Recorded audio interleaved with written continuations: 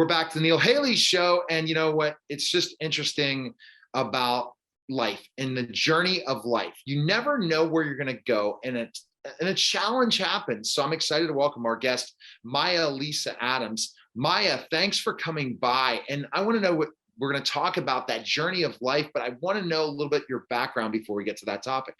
Sure. Thanks, Neil. It's great to be here on the show. Thanks for having me. I currently teach part-time at Brigham Young University, Idaho, and I teach communication. And so I get to help students learn how to give a TED-style talk. And from that, I started helping out with different organizations doing TED Talks or TEDx Talks themselves. And that has become a business that I do now, as I have helped over 100 people in some way or form with their TEDx talk to get onto the TEDx stage and share that with gosh. spreading. You know, and I wish I had more than 7 minutes now, because again, this is a big thing. My clients come into, specifically, I think I'd love to do a TED Talk. I don't know what that TED Talk would be, but a lot of people, here's the first mistake. So this is going to be easy because I have great knowledge in this, because I've had clients that have done TED Talks. Great. Do we need to hire, like hiring you as a coach or something to help us in this process versus paying $20,000, $30,000 to get a TED Talk? What is your thought? Some that, you know, they have that service where they provide it like almost like getting a book author, and you go right through and they'll get you in a TED Talk and really not prepare you for it. So, hey, I got a TED Talk, but really didn't gain any value after the TED Talk was done to move on, where that's sometimes the too bad thing that happens. Well, I like to focus on helping them getting people interested in their TED Talk happening. So for example, I helped Tasha, and she has over 800,000 views. And the reason is she has a daughter with OCD. She got into Facebook groups and said, this is what I want to talk about. Tell me, am I saying the right thing? So they were interested, they were invested in what she had to do. So there are things that you can do to get people ready to watch it. And then when a month later it's out on video, people want to see it and they spread it. That's crazy. Yeah. So when you think about specifically a TED Talk, I would have not known that you really have to have that right topic. But what about in your process? Do you help them in the process to get it? Because it's not easy to get a TED Talk. Yeah, the first thing you have to do is know how to apply. You need to be clear, concise, and compelling.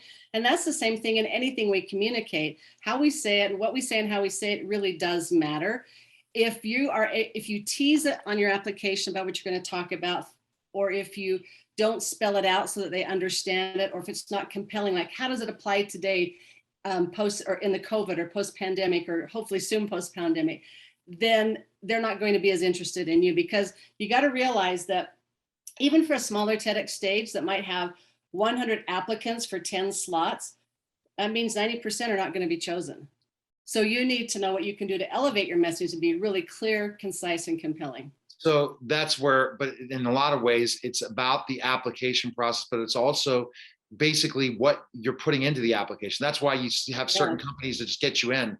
But Maija, as I said, when you hire a company just to do that and they put you in, but they don't give you the training to have a successful TED Talk, it's just like a book that no one reads, right? What's the purpose? You want this, like you said, that great result of 800,000 people. Out of those 800,000, there's got to be a good number that inquired with that story, right, to wanting to utilize that person's services. And that's a platform that becomes a prestige platform, and also to brand you more, but also provide leads and opportunity, right? Absolutely. People want to take the TEDx stage because it is such a credible stage. It is the stage, right? The TED stage is. And there are over 3,300 TEDx stages around the world. And even most people want to come to the United States and get on the TEDx stage and hoping they can become the next Brene Brown or Simon Sinek. But most people have it flipped. They want to do it so they can raise their income.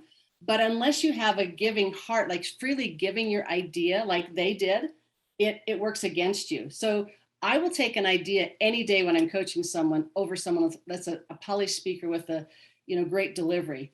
I can't change your idea too much. I can help develop it so it can shine more, but you have to be that expert in your field. And then if you're not a speaker, I can help with that part, with the delivery. Because they look in the application process how you speak as well? Is that part of it? No, if you're just simply motivated by, hey, I'm a great speaker, I'm a motivational speaker, I should be on the TEDx stage, most local organizers won't even consider you. They would rather have someone who it's their first talk on the TEDx stage, but they have a great idea worth spreading. They're giving it freely from their heart. That's the true TED spirit. And that true TED spirit is what, wow. I mean, and like I said, between the things that are prestigious, your social media following, it's your basic where you've spoken, who you've been connected to. Then there's TED Talks and Wikipedia. You get the TED Talk, that's a great prestige. You get a Wikipedia, that really opens you up. But if people are searching you and find your TED Talk and they watch it and it delivers opportunity, that's the biggest situation. Videos sell. When people see people live and see who they truly are, and it's talking about specifically something to help someone, that's what the TED Talk was meant for, right? Yes, to educate people in some specific way to move forward and learn something, correct? Even Chris Anderson, the head of TED for the last 19 years, when Richard Wurman started it, he had done it for 18 years, and then he was going to get rid of TED. Most of us wouldn't even know about it because it wasn't on YouTube back then. But Chris was a flailing entrepreneur who had learned so much from these TED Talks that he gave his best presentation of a life and said, let me take over TED. And then he put it on YouTube, and now it's available for anybody, anytime. This is how we learn right now, is on our time when we want to. All you have to do is go to YouTube and Google your topic.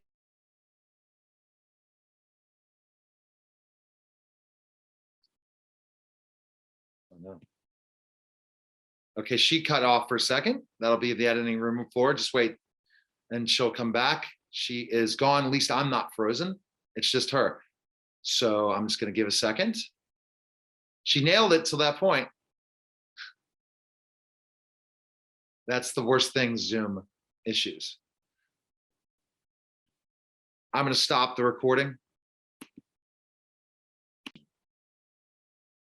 Chris Anderson has been the head of TED for the last 19 years. And what you may not know about him is he was a struggling entrepreneur who used TED videos to learn how to do these skills. Richard Wurman, who started it and had been the 18 years before, was ready to shut down TED altogether. And Chris said, no, it's so valuable to people all over. It's been so valuable to me. Let me take it over. So he gave that presentation of a lifetime and was able to become the head of TED, and has been for the last 19 years. And he was the one that made it famous, basically, because before they weren't recorded and put on YouTube, but we started learning about TED and TEDx Talks in the early 2000s because he was curating them. And so when you give that talk, it's there for forever. For example, if you are an expert in your field and they have to buy a book from you, that's a charge. If they need to bring you in to speak, that's a charge. But the quickest way for them to get to know, like, and trust you is send them a link to your TED Talk. And having a TED Talk or a TEDx Talk is what differentiates you. And it comes between, who am I going to hire as a speaker? Oh, they've given a TEDx Talk. I'm going to choose this one to speak instead. Who am I going to hire for this job? It becomes a differentiate. Oh, they're an expert. TEDx means you're an expert in some sort of a field. Awesome.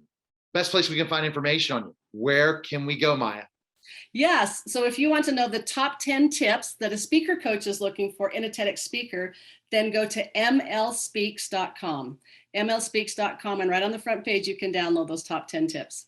Maija, I definitely go back and listen to this. This is a thing I want to put on my bucket list at one point, having a TED Talk, and I have to figure out a good topic that's going to just rock the house, as we all learned from the days of Clubhouse and everything. It's got to be something new and no one else has done. If you found that out, you're gonna nail it. So I appreciate you stopping by, and thanks for coming on the show. Thanks for having me, Neil. All right, take care. You're listening and watching The Neil Haley Show. We'll be back in just a moment.